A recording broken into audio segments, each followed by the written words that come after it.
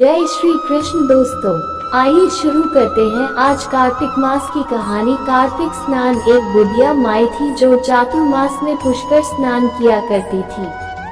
उसके एक बेटा और बहू थे। सास ने बहू को फलाहार बनाने को कहा तो बहू ने खाली टिफिन ही रख दिया।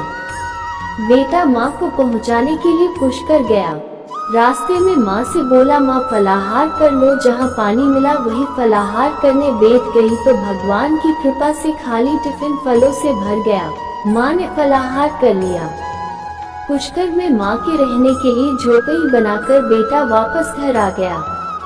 रात्रि में श्रावण मास आया और बोला, बुढ़िया माई दरवाजा खोल। तब बुढ़िया माई ने पूछा, आप कौन है?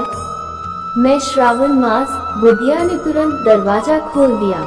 बुढ़िया माई ने शिव पार्वती की पूजा अर्चना की, बेलपत्र से अभिषेक किया।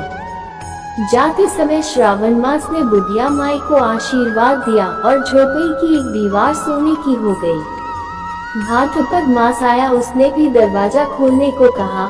बुढ़िया माई ने दरवाजा खोला, सत्तू बनाकर कजरी तीज मनाई। भाद्रपद मास ने बुढ़िया माई को आशीर्वाद दिया और झोपड़ी की दूसरी दीवार भी सोने की हो गई।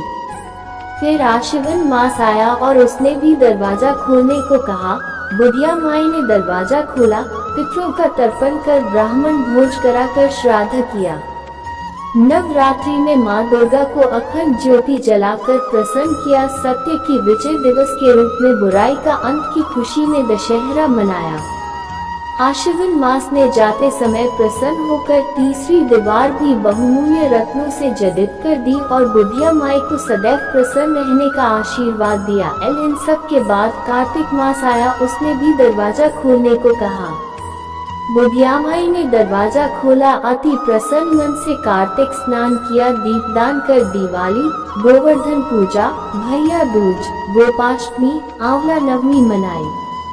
कार्तिक मास ने जाते समय आशीर्वाद दिया और झोपड़ी के स्थान पर महल बन गया।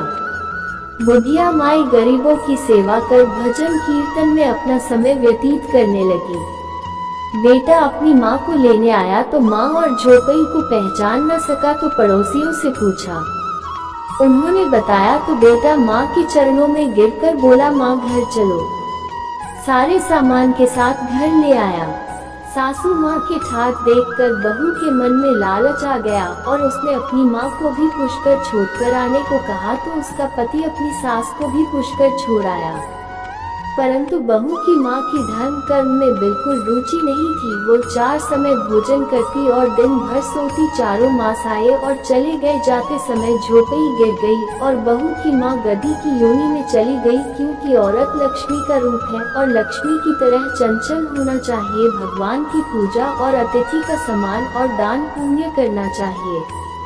बहू ने कहा, अब माँ को ले आओ। जब जवई सास को लेने गया तो कहीं न मिली।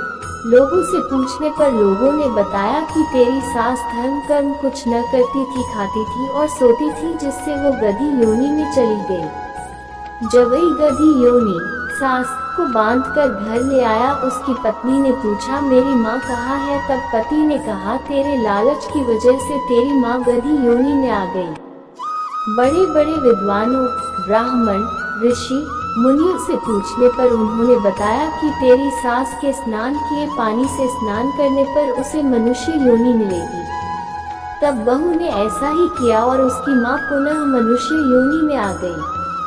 हे राधा, दामोदर भगवान जैसा बुढ़िया माई को दिया वैसा सबको देना ल। जैसा बहू की माँ के साथ किया ऐसा किसी के साथ ना करना ल। बोलो कार्तिक मास की जय, विष्णु भगवान की जय। राधे राधे।